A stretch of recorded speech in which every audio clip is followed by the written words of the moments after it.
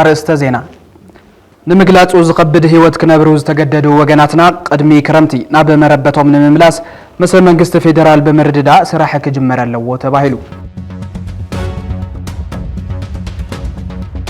قلت فنزر نعبيه قطبا نخرجاجت اب ባህል ዕቋር ሕብረተሰብ ዝተፈለየ አካይዳ ከም ዘድሊ ተገሊጹ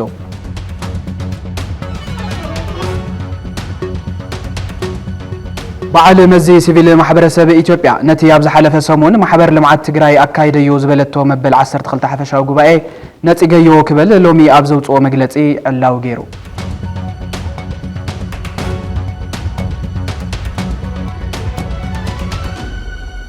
كنت كتاتل ومزت أنا حكمك عند زينات زعلت نيرم سلامت عنا بالله كبرات تملكتنا كمي تمسيو نلومي زبلنا يوم زينات برخة إنه جميرنا لنا نمكتتالكم بخبر عند عدمنا زيناتات من مرحبا بكم تصنح دما ناتنا الفلكه نمغلاص زخبد هيوت كنبروز تجددوا وجناتنا قدمي كرمتي ناب مربتهم من مملاس مثل منجست فيدرال بمرددا سراح كجمر لو تباهلو عن كفكف زبزحو قداي مملاس تمزابلتي كابتوم اب تግራይ ቀዳምነት ክወሃቦም ዝግብኡ ህዝባዊ ዛዕባታት ሓደ ክኸውንና ተገቦ መራሕቲ ኣብናይ ባዕሎም ውሽጣዊ ትርምስኣትዮም ዘበን መከራ ህዝቢ የናው ሕለው ተባሂሎም ኣብ ዝውቀስሉ ዘለው እዋን ፕሬዝዳንት ታደሰ ወረደ ምስ አምባሳደር ጀርመን ተራኺቡ ምዝታዩ ተፈሊጡሎ ዘርዝረለና ድሕሪ ናይ ክልተ ዓመት ዝበን ስልጣን ምክትል ፕሬዝዳንትነትና መንበር ስልጣን ፕሬዝዳንትነት ዝመፀ ሌተናል ጀነራል ታደሰ ወረደ ድሕሪ ዕድመ ልክዑ ብዕውት መንገዲ ዘሕለፎ ናይ ውትድርና ህይወት ናብ ሲቪል መሪሕነት እንትመጽእ ፋሉማዊ ምዃኑ ህይወት ታሪኹ የዘንቱም መንበር ስልጣን ውትድርና ዝጠልቦ ናይ መሪሕነት ብቕዓት ምስ መንበር ስልጣን ሲቪል ፖለቲካ ዝጠልቦ ናይ መሪሕነት ስልጣን ከም ዝፈላለም መባእታዊ ፍልጠት ፖለቲካን ማሕበረሰብን ዘለዎ ዝኾነ ኣካል ዝርድኦ ሓቂ እኳ ተኾነ ኣብ ከም ትግራይ ዝበለ ድሕሪ ጽንታዊ ኩናት ዘሎ ማሕበረሰብ ግን ካልእ መልክዕ ክህልዎ ግድን እዩ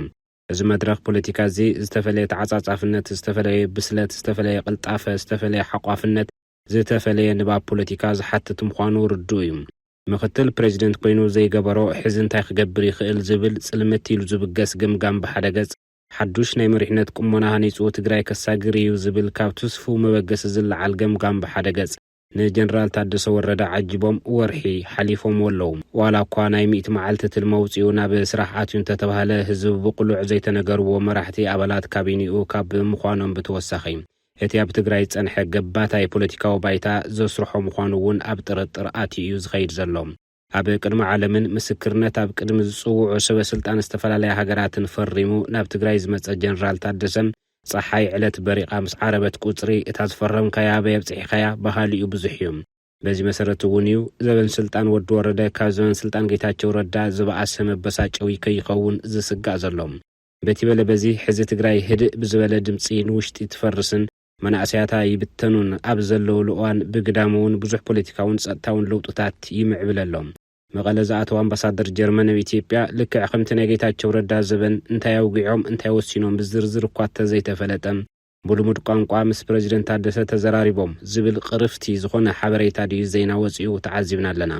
40 ሚእታዊ ግዝኣት ትግራይ ኣብ ትሕቲ ወረርቲ ሓይልታት ከም ዘለውን ቅድሚ ኩሉን ልዕሊ ኩሉን ሕገ መንግስታዊ ወሰን ትግራይ ምርጋጽን ዝተመዛበሉ ወገናትና ናብ መረበቶም መምላስን ቀንድዋኒን ክኸውን ከም ዘለዎ ተሓቢሩ ዝብል ርእሲ ዘለዎ ببيت صحفة البريزيدنت ኣብ ዝምራሕ ፌስቡክ ገጽ ዝተወዝዐ ሓበሬታ ዝተነግረ ዝነግር ዝተፈልጠ ዘፍልጥ ዝተባህለ ዝብል ካብ ምዃኑ ብተወሳኺ መንግስቲ ዝኽገብር ብዝብል ርጉጽነት ዝተመልኦ ቃል እምበር እዚ ክግበር ኣሎ ብዝብል ምሕጽንታዊ ቃል መብርህን ትህብ ብፍላይ ነቲ ግዳይ ዝኾነ ክፋል ማሕበረሰብ ትርጉም ዘይህብ ኮይነሎም ጀነራል ታደሰ ወረደ ምስ አምባሳደር ጀርመን ኣብ ኢትዮጵያ ጄነስ ሃኒፈልድ ኣብ ቤት ጽሕፈት ፕሬዝዳንት ምርኻቦም ንህዝቢ ትግራይ ዜና ካብ ዘይኸውን ነዊሕ ዝገበረ ኮይኑ ዜና ክኸውን ዝነበሮ ተራኺቦም ዝወሰንዎ ናብ ጭብጥቲ ጠለብ ህዝቢ ትግራይ ጥብ እትብል ነገር እዩ ነይሩ ከም ጸብጻብቲ ቤት ጽሕፈት እንተኮይኑ ተመዛበልቲ ኣብ መምላስ ይኹን ግዝኣት ትግራይ ናብ ትቅድሚ ኩናት ዝነበረ ኩነታት ኣብ መምላስ ናይ ፌደራል ሓላፍነት ምዃኑ ምጥቆሙ ተገሊጹ ኣሎ እዚ ግን ብጥቆማ ዝግለጽ ዘይኮነስ ኣብ ፕሪቶሪያ ዝተፈረመ ኣብ ኬንያ ዝተሰነደ ኣብ አዲስ አበባ ዝተኸትመ ኣብ ዝባን ህድሞ ተሰጢሑ ብፀሓይ ዝኸነነ 2 ዓመት ዝሓለፈ ሓቂ እዩ ዜና ክኸውን ዝነበሮ እዚ ህዝቢ ጅሆት ሒስካ ዝግበር እዚ ኩሉ ዓመት ዝወሰደ ስቃይ ህዝቢ ጠጠው ከብል መንግስት ፌደራል ሕዚ መሬት ትግራይ ንዝረገጽ አምባሳደር ጀርመን ኮነ ንኻልእ እቲ ፊርማ ዝተኸታተለ ደጋዊ ሓይሊ ግዜ ቆጸሮ ክህብ ሓኒእካ መሓዚ ነይሩ ከም ጸብጻብቲ ቤት ጽሕፈት ኣብ ትግራይ እውን እቲ ዝዓበየ ፖለቲካዊ ዛዕባ ናይ ተመዛበልቲ ወገናትና መረበቶም ናይ ምምላስን ሕገ መንግስታዊ ግዝኣት ትግራይ ናይ ምርጋጽን ስራሕቲ ምስላጥ እዩ ክብል ፕሬዚደንት ታደሰ ምግላጹ ዝሕብር ኮይኑ እማን ሕዝዘን አጀንዳታት እዚአን ኣብ ትግራይ ቀዳምነት ዝወሃባ አጀንዳታት ድየን ኢልካ ምሕታት አገዳሲ እዩ ክንደቲ ኣብ ትግራይ ዝተኻየዱ ጉባኤታት ዋዕላታት ህዝባዊ ኮንፈረንሳት ገምጋማት ማህተም ናይ ምምንጣል ወፍርታት ወዘተን ኣብ መምላስ ተመዛበልትን ምርግጋጽ ግዝኣታዊ ሓድነትን እንተዝስራሕ ክንደይ ጸገም ቀለለ ዝብል ሓሳብ ምልዓል ሞራላውን ሕጋውን ክውንነት ኣለዎም ኣብ እዚኡ ንምግላጹ ዝኸብድ ህይወት ክነብሩ ዝተገደዱ ወገናትና ቅድሚ ክረምቲ ናብ መረበቶም ንምምላስ ብዝተኻእለ መጠን ምስ መንግስቲ ፌደራል ብምርዳእ ስራሕ ክጅመር ከም ዝግባእ ፕሬዚደንት ታደሰ ወሲኹ ሓቢሩ ዝብል እቲ ቤት ጽሕፈት ስራሕ ክጅምር ይግባእ ኢልካ ዘረባ ካብቲ ጌታቸው ረዳ በብመድረኹ ዝተኣትወ ቃል ዝፍለየሉ ምስጢር ክህልዎ ኣይኽእልን ዝብሉ ወሃብ ትርኢቶም ይበራኸቱ ኣለዉ ቃል አምባሳደር ጄኔስ ሃኒፈልድ ዝመዝገበት ቤት ጽሕፈት ግዚያዊ ምምሕዳር ትግራይ ፖለቲካዊ ቁልውላው ትግራይ ንምፍታሕ ሒዝዎ ዘሎ ትልምን ኢዱ ይብል እቲ በዓል ዋና እቲ ቀማሲ ሕማቕን ጽቡቕን እቲ በዓል ጉዳይ ዝኾነ ህዝቢ ትግራይ ብሓፈሻ መንእሰይ ትግራይ ድማ ብፍላይ ግን ግዚያዊ ምምሕዳር ትግራይ ፖለቲካዊ ቁልውላው ትግራይ ንምፍታሕ ሒዝዎ ዘሎ ትልሚ ይፈልጦ እዩ ኢልካ ምምሓል ዝከኣል ኣይኮነን ጽባሕ አምባሳደር እከለ ክመጽኡ ተዛትዮም ዝብል ዜና ክስራሐዩ ድሕሪ ጽባሕ ዲፕሎማት እከለ ብድሕሪኡ ልኡኽ እከለ መጽኦም ደጀን ውዒሎም ክምለስዮም ተዛትዮም ዝብል ዜና ክስራሐዩ እዚ ኣብ ዘበን ስልጣን ጌታቸው ረዳ ብስፍሓት ዝተረኣየ ኣብ ምሕላው ሞገስ ስልጣን ጌታቸው ኮነም ኣብ ምፍታሕ ሽንካር ጸገም ትግራይ ዋላ ሓደ ለውጢ ዘይፈጠረ ተግባር እዩ ጌታቸው ረዳ ብደገን ዝመጹ ይኹኑ ኣብ ውሽጢ ትግራይ ንዘለዉ ሰብ ጉዳይ ኣብ ሓንቲ ገጽ ዝተጻሕፋ ንጹራት ትልምታት ኣለዋኒ ንሳተን ክሳብ ዝፍጽም ኣይተዛርቡን ብዘይምባሎም ህዝቢ ትግራይ ሕዝውን ኣብ ስቃይ ኣለዎም እዚ ኣብ ዘበን ስልጣን ታደሰ ወረደ ብዝሓፈሰ መንገዲ ዝድገም ዘሎ ማይ ውድቀት ምዃኑ ንብዙሓት ዘተሓሳስብ ኮይኑ ይኸይድ ኣሎ ቁልጡፍን ዝረአን ዕቤት ቁጠባ ንክረጋገጽ ኣብ ባህሊ ዕቋር ሕብረተሰብ ዝተፈለየ ኣካይዳ ከም ዘድሊ ተገሊጹ እዚ ዝበለ ዋና ፈጻሚ ስራሕ ደደቢት ልቃሕን ዕቋርን አክሲዮን ማሕበር ሙሉጌታ ብርሃነ ምስ ትካል ናብ ዝነበረ ጻንሒት እንትኸውን ኩናት ትግራይ ንቁጠባ ትግራይ ከመይ ከም ዝሃሰዮ ሓደ መርኣያ ደደቢት ማይክሮፋይናንስ ምዃኑ ሓቢሩ ማይክሮፋይናንስ ደደቢት ቁጠባ ሕብረተሰብ ንምንስእራር ምስ መንግስታውን ውልቃውን ባንክታት ብሓባርና ሰርሐ ከም ዝርከብ ዝሓበረ እቲ ስራሕ አካየዲ ኣብ ዙርያት ምስ ደደቢት ተዛሚዱ ዝለዓል ጉዳይ ኢዳእታውነት ፖለቲካዊ ሓይል እውን ርእይቶ ሂቡ ሙሉጌታ ደደቢት ማይክሮፋይናንስ ናይ ህዝቢ ትግራይ ዳኣምበር ናይ ዝኾነ ትካል ኢዳእታውነት ኣይብላን ክብል ገሊጹ ዝርዝር ኣለና ደደቢት ማይክሮፋይናንስ ኣብ ማሕበረ ቁጠባ ህዝቢ ትግራይ ብእውንታነ በኣሉታነ ትልዓል ፈላመይቲ ትካል ፋይናንስ እያ እዛ ትካል ብፍላይ ኣብ ታሕተዋይ ክፋል ማሕበረሰብ ብዝሰርሐቶን እትሰርሖን ዘላ ቁጠባዊ ስራሕ እያ ስማ ጎሊሁ ዝለዓል እዛ ድሕሪ ደማዊ ኩናት 17 ዓመታት ብ1986 ዓመተ ምህረት ብ32 ሰራሕተኛታት ዝተጣየሸ ደደቢት ዕቋር ልቃሕን አክሲዮን ማሕበር ኣብ ህይወት ማሕበረሰብ ትግራይ ግቡእ ጊዳ ከም ዝተጻወተት ዋና ፈጻሚ ስራሕ ትካል ደደቢት ልቃሕን ዕቋርን ሙሉጌታ ብርሃነ ዝገለጸ እንትኾን እታ ትካል ድሕሪ ኩናት ዘላቶ ብርኪ ከም ዝስዕብ ይብርህ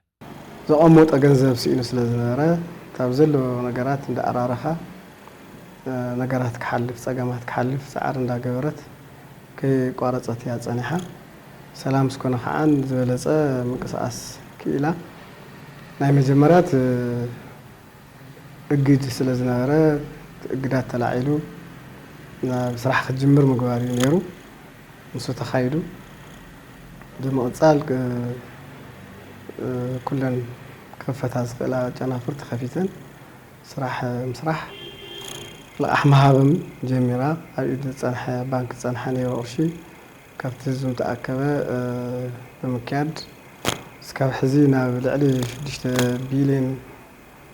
ዝኣክል ተዋሂቡ ኣሎ ደደቢት ቁጠባ ትግራይ ንምዕንባብ ምስ ኣባላታን መሓዙ ትካላታን ብዕቱብ እናሰርሐት ከም እትርከብ ሙሉጌታ ሓቢሩ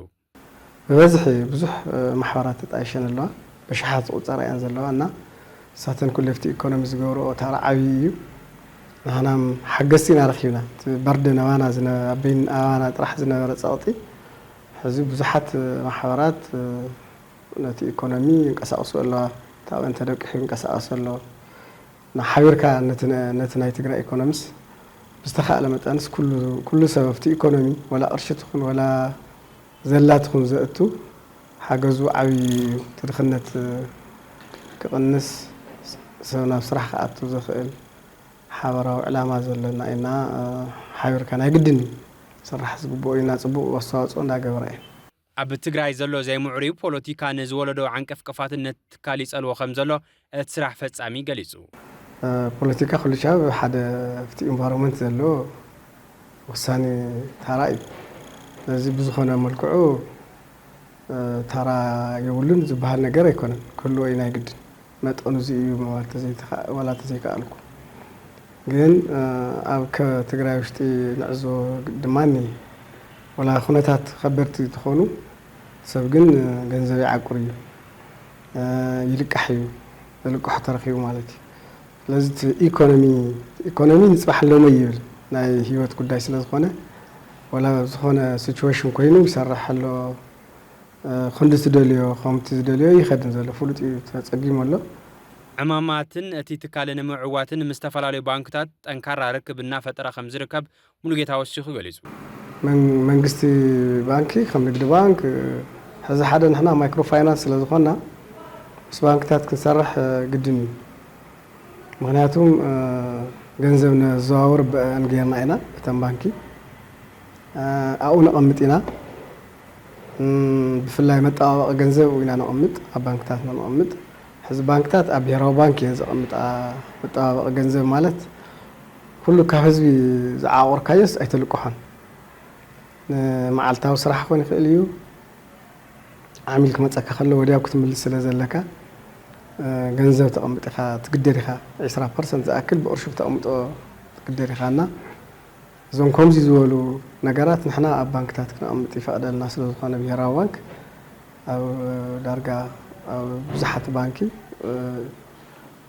መጠባበቂ ገንዘብ ነቐምጦ ኢና እና ርክብ ንፈጥር ኢና ብአን ለገንዘብ ነዘዋውር ኢና ንልቃሕ ኩለ ኢና ካብኣት ዕላማ ንርክብን እቲ ትካል ይብል እቲ ስራሕ ፈጻሚ ምስ ትእምት ከም ማንም ሓደ ትካል ክርክብ ክፈጥር ይኽእል እዩ ኣብ ትግራይ ስለ ዘሎ ከዓ ንሒሳብ ክኸፍቱ ይኽእሉ እዮም ልቕሓም ዝነበረሎም እዋን ኣለዉ እዚኣቶም ርክባት ክህሉ ይኽእሉ እዮም ብዛዕባ ዕላማ ኣጣይሽ ከለዉ ድማ እዚኣቶም ኣጣይሾም እታ ህዝቢ ዕቋር እንዳተኣከበ ልቕሓ እንዳተዋሃበ ክሰርሕ ምግባር ኢልና እዚ ትርክብ እዚ እዩ ምስ ካልኦቶም ግን ያው ምስ ዝህሉ ኣብ ኢንቫይሮንመንት ዘለዎ ኣካላት ኣብ ኢንቫይሮንመንት ዘለዎ ትራኸቦም ትኽእል ክትራኸብ ትኽእል ኢኻ ከም ሓደ ትካል ማለት ልክዕ ባንክ ተሃልዩ ሕዚ ከባቢና ካብ ዘለዉ ባንክታትስ ብዙሓት ሰባት ግለሰባት ጣይሾሞም ክኾኑ ይኽእሉ እዮም ግን ዜሮ ብብሄራዊ ባንክ እዮም ዝመሓደሩ ድደይቲ ድማ ተወሰኑ ኣካላት ክኾኑ ይኽእሉ እዮም ንልምዓት ኢሎም መጣይሾሞ እዞም 5 ኣካላት ሕዚ ኩሉ ይሳተፉ እዮም ካሊእ ሰብ የለን ካሊእ ትካል ወላ የለን ኣብ ጉዳይ ሳልሳይ ዙር ሰብዓ ካሬ ብዝተፈላለዩ መንገድታት ዝለዓሉ ሕቶታትን ጥርዓናትን ዝምልከት ብወገን ደደቢት ማይክሮ ፋይናንስ ዋላ ሓደ ናይ ኣሰራርሓ ለውጢ ከም ዘየለ ተገሊጹ ብርክት ዝበለ ትግራዋይ ተባርዓይ ኣጀንድኡ ኮይኑ ዘሎ ጉዳይ ሳልሳይ ዙር ሰብዓ ካሬ ካብቶም ቲቢኤስ ቲቪ ብፍሉይ ዝጥምቶም ኣጀንዳታት ሓደ እንትኸውን ዳርጋ ኩሉ ኣባል ሰብዓ ካሬ ገንዘቡ ዝዓቆረሉ ደደቢት ማይክሮ ፋይናንስ ምስ ምዃኑ ተዛሚዱ ንዋና ፈጻሚ ስራሕ ደደቢት ልቃሕን ዕቋርን ሙሉጌታ ብርሃነ ሕቶ ወልዒሉ ኣሎ ማሕበራት ሰብዓ ካሬ ገንዘበን ናብ ዝኸዶ ከም ዘየለ እኳ ደኣ ምላሽ መንግስቲ ትግራይ ይጽበዩ ከም ዘለው ብምብራህ ሓሳቡ ይጅምር ሕዚ እንታይ እዩ ናይ ሰብዓ ካሬ ዝበዝሕ ምሳላን ተሰሪሑ ምስ ደደቢት ተሰሪሕዎ መንግስቲ ክልል ትግራይ ስለዚ ቀዳማይ ዙር ነይሩ ካልኣይ ዙር ነይሩ ሳልሳይ ዙር ነይሩ ንዓና ኣፈላላይ የብሎም ግዜ ተዘይኮይኑ ናይ ግዜ ተዘይኮይኑ ካይዳና ሓደ ዓይነት እዩ ቀዳማይ ዝገበርናዮን ካልኣይ ጌርና ኢና ንካልኣይ ዝገበርናዮ ሳልሳይ ክንገብር ኢና ማለት እዩ ሓድሽ ነገር ዘምፃናዮ የለን እንታይ እዩ ግን ቀዳማይን ካልኣይን መሬት ተዋሂቦም ሰሪሖም እዮም እንዲያውም ልቕሖም ዝኸፍልሉ እዋን እዮም እኒአው ክኸፍሉ ኣለዎም በዚ ኣጋጣሚ እዚ ዘይከፍሉ ሰባት ስለ ዘለዎ ክኸፍሉ ኣለዎም እቶም ሳልሳይ ግን ገንዘብ ኢና ተቐሚጡ ዘሎ ትካልና ኣቐሚጦም እዮም ያው ኣቐሚጦም ምዃኖም ምሳና ምህላዎም መረዳእታ ኣለዎም ኢዶም መስለኒ መረዳእታ ዘይብሉ ይህሉን ስለዚ መንግስቲ ክህቦም ከሎ ክልተ ግዴታ ኣለና ማለት እዩ ሓደ ናይ ባዕሎም ገንዘብ ተጠራቂሙ ዘሎ ምሃብ ግዴታና እዩ መሬት ምስ ተዋሃቡ ክንህቦም ኣለና ግዴታ እዩ ቀፂሉ ዘሎ ድማ ብዓቕምና ደረጃ ኩሉ ልቁሕና ኣሚሎም እንዲዮም ተስፋ ገይሮም ናና ተሓዊሶም ኣና ገይሮሞ እሱ ድማ ምስ ዓቕምና ዳርኣና ሻው ዝግበር ነገር ዝኸውን ማለት እዩ ትኸረጋገጽ ዝኽእል ግን ክንሕግዞም ከም ዘለና ይፈልጥዮም ንሕናም ከምኡ ኢና ተሓሳብና ማለት ንሕና ርክብ ማለት ዝኸድዎ ምዕባለ ተሃልዩ ክነገሩና እዮም ተወሳነ ግን መሬት ምርካብ እዩ ናይ መጀመርያ ስራሕ ክረኽቦ ኣለዎም ድሕሪኡ ድማ ናባና እዮም ብመፁ ዘለዉ ተንቅርሺ ምርክባት ግን ሓበሬታ ምቅያር ክህሉ ይኽእሉ እዮም ኣብ ዝህሉ ምዕባለ ተይነገሩና ስቆ ይብሉን ኢለ ግምት በዓል መዚ ሲቪል ማሕበረሰብ ኢትዮጵያ ነቲ ኣብ ዝሓለፈ ሰሙን ማሕበር ልምዓት ትግራይ ኣካይደዩ ዝበለቶ መበል 12 ሓፈሻዊ ጉባኤ ነፂገዮ ክብል ሎሚ ኣብ ዘውፅኦ መግለጺ ዕላዊ ገይሩ እታ ማሕበር ልምዓትን ዕቤትን ትግራይ ብዝበሃጉ ወናማት ደቂ ህዝቢ ቅድሚ 36 ዓመት እንትጣየሽ ኩሉ ትግራዋይ ብዘይ ዝኾነ ኣፈላላይ እንትሓቆፍ ጽላል ተጋሩ ንምትካል ዕላማ ዝገበረ እኳ እንተነበረ ኣብ ከይዲ ግን ዕንቅፋት እንዳገጠማ ምምጾ ነቲ ኣብ ቀረባ ዝተኻየደ ጉባኤ ስዒቡ ይቐርቡ ኣብ ዘለው ተቃውሞታት እናተጠቐሰ መጽ እዩ ኣካልቶም ክሳብ ሕዚ ዝቐረቡ ተቃውሞታት ድማ ንሲቪልን ሲቪክን ማሕበራት ፍቃድ ዝህብን ዝከታተልን በዓል መዚ እቲ ዝተኻየደ ጉባኤ ከም ዝነጸጎ ገሊጹ ኣሎ ዝርዝረለና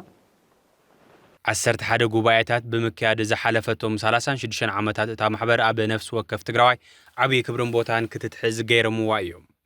ዝረኣይን ዝጭበጡን ልምዓታዊ ኣበርክቶታት ኣብ ባህልን መንነትን ዝሰራሓቶ መተካታ ዘይብሎም ስራሕታ ኣብ ፀቢብ እዋን ተጋሩ ደብርን ሰቐላን ኮይና ዘበርከተቱ ዓብዪ ኣበርክቶ ኣናይስኻ ዝረኣይ ኾነን ኣብ ሕምስምስ ዝበለ ፖለቲካዊ ኩነታት ትግራይ እውን እንተኾነ ብዝተኻለ መጠን ዘሻራዊነት ንኹሉ ሓቋፋይ ዝኾነ መስርሕ ክህልዋን ስራሕ ክስራሕን ዝገበርቶ ጻዕሪ ብእወንታ ዝለዓል ናይታ ማሕበር ሰናይ ተግባር እዩ እዚኦም ኩሎም ገምጋም ተገይርሎም ብመሰረት ሕገ ደንቢ እቲ ማሕበር ድማ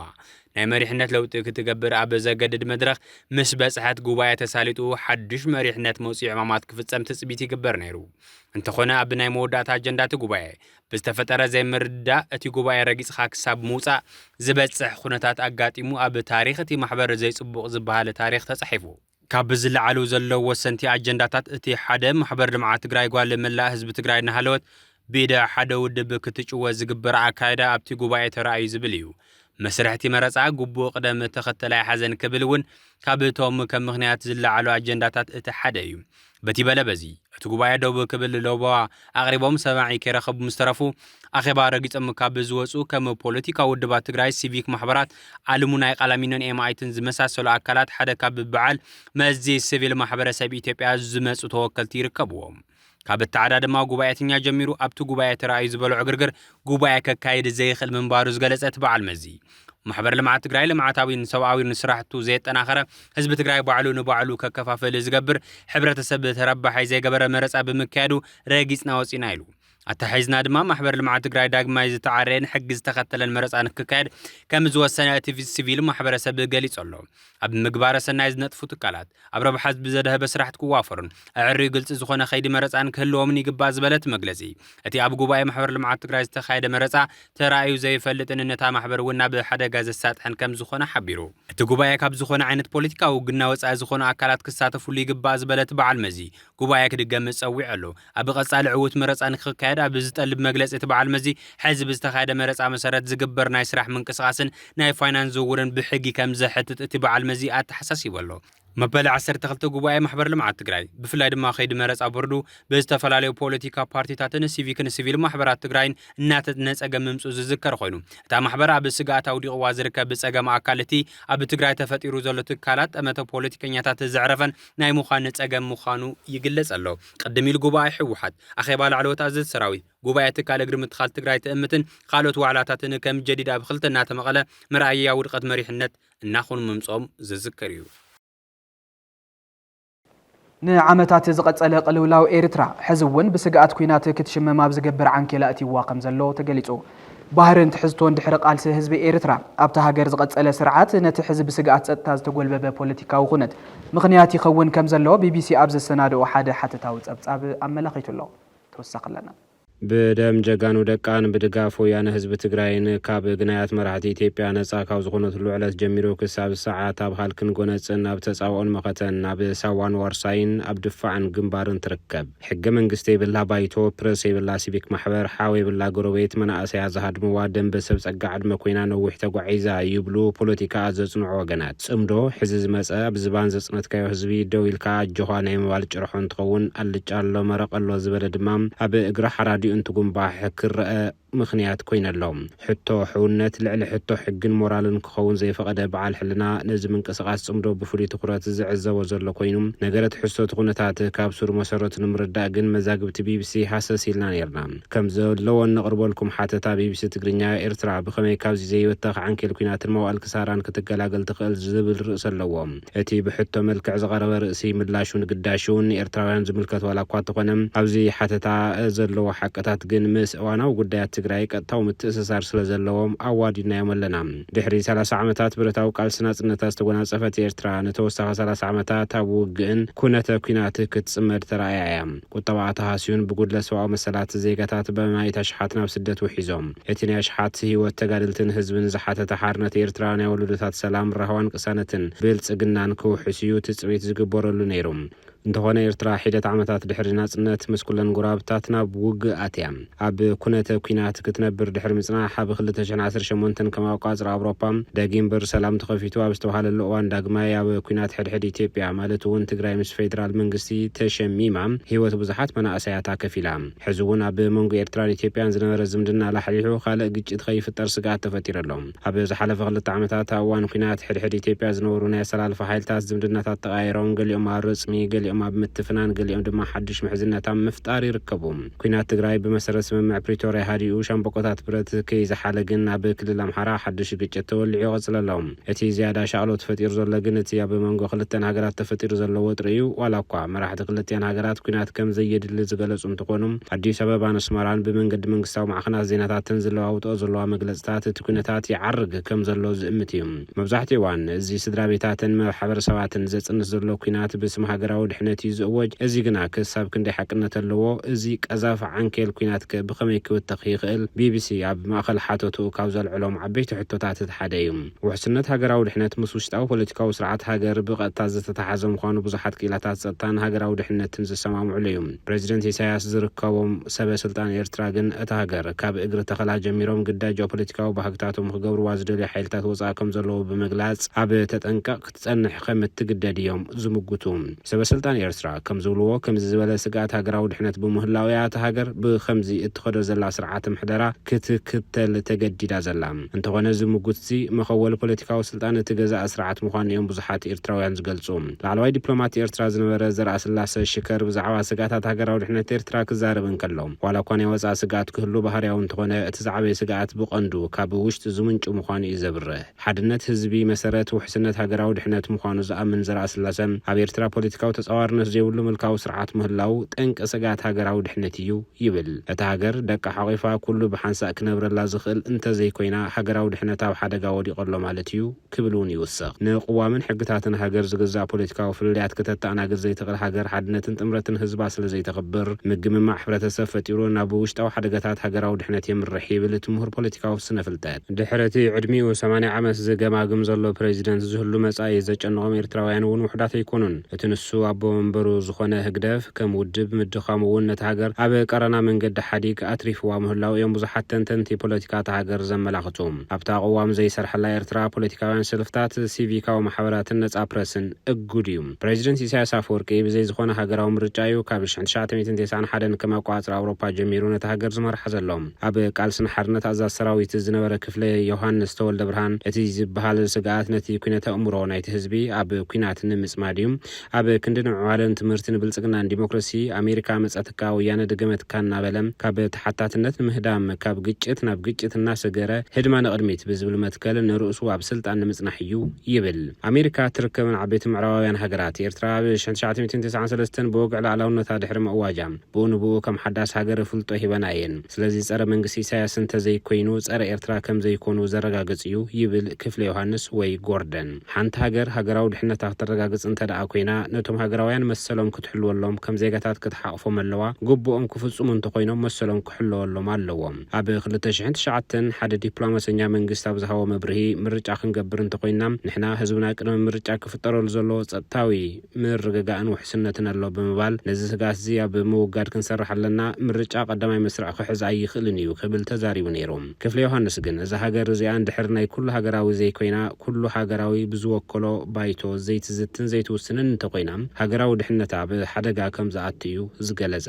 እቲ ሃገር ኩሎም ዜጋታት ማዕርነት ዝነብሩላ ኣብ ክንዲ ትኸውን ውሕዳት ሰበስልጣን ከም ድሌቶም ዝገብሩላን መቺዎም ዝነብሩላን እንተኮይና ብዛዕባ ሃገራዊ ድሕነት ዘይኮነ ብዛዕባ ጉጅላዊ ድሕነት እያ ትግደስ ክብል እውን ይነቅፍ ስለዚ ቅዋም ባይቶ ከምኡውን ኩሉ እቲ መንግስታዊ ቅርጽነት ሃገራዊ ሓድነት ዝደልልን ሃገራዊ ስጋኣት ከዓ ዝከላኸል ዳ እምበር ንሱ አንጻር ሃገራዊ ሓድነት ሃገራዊ ድሕነትን ኮይና ይፈልጥን እዩ ክኸውን ከዓ ኣይኽእልን እዩ ድማ ይብል ምልካዋ ካይዳ ፕሬዚደንት ኢሳያስ ነታ ሃገር ኣብ ሓደጋ ከም ዘውደቃ ዝምኩዝ ዘርአ ስላሰ ብወገኖም ኣብ ውሽጢ ዓዲ ብኸመይ ዝምራሕ ዘሎም ሰለስተ ጨናፍር መንግስቲ ማለት እውን ሓጋጊ ፈራድን ፈጻምን ኣካላት እንተዘይሰሪሖም እታ ሰልፊ ማለት እውን ህግደፍ ሃለዋት እንተዘይብላ ቀጻልነቱ ብኸመይ ከረጋግጽ ይኽእል ክብል ነቲ ኩነታት ይገልጾም እታ ሃገር ንኽትወድቕ እቲ ቤት ጽሕፈት ፕሬዚደንት ምውዳቕ ጥራሕ እዩ ተሪፍዎ ዘሎ ብምባል እቶም ናይ ጸጥታ ሓይልታት እውን ብቐጥታ ብትሕቲ ፕሬዚደንት ምእታዎም ከም ትካላት ይደኸሙ ከም ዘለው እዩ ዘርአ ስላሰ ዝገልጽ ነቶም ብዕድመ ዝሽምግሉ ዘለው ፕሬዚደንት ኢሳያስ ዝርከቦም ቀንዲ መራሕቲ ዝትክእ ሓድሽ ደም መሪሕነት ይፍጠር ስለዘየሎ ድማ ስክፍታ ብዙሓትና ዓበይ ይመጸሎም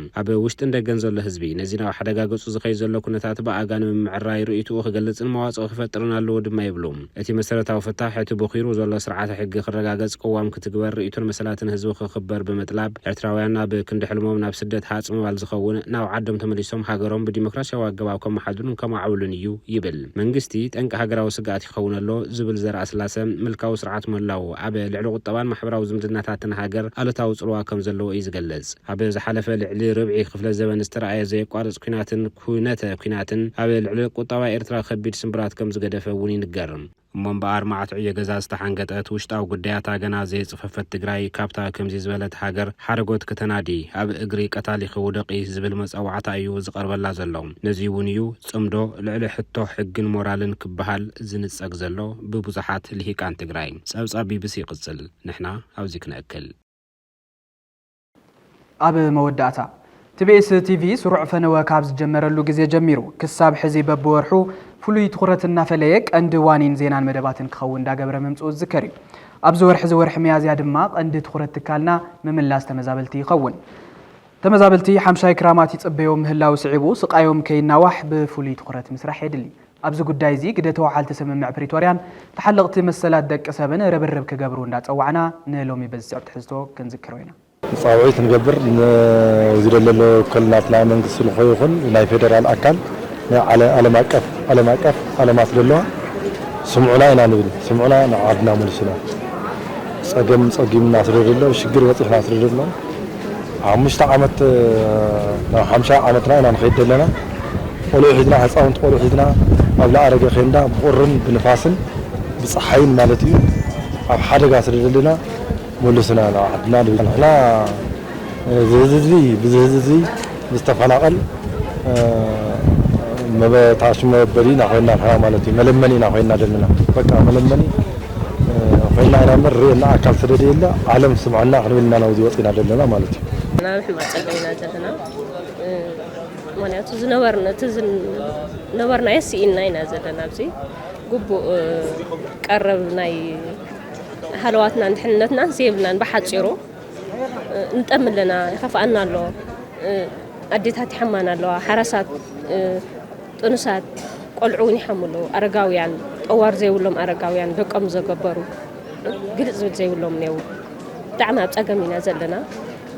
منقستي أما تخجبرنا رأيك جبرنا ندلي أي دك أن كبيرا مناسك كنت زي ولد زي زموتو قلعوا هتسانات أفيهم نزخلو مسؤولة تخفيلس عبيد على السلام سلامي لم يمكن ساعتهم هوتهم كبيرة عدو وداس إنا زلا أبو عين صور أولاد سئين زلا إنا بقلت أوف لما ربتنا خن ملسن دلنا يملسنا بسرو يأكل تزحلفه حالف له حجين كملسنا لما ربتنا جزاءات تجري وحس كوينو جزاءاتنا كملسنا له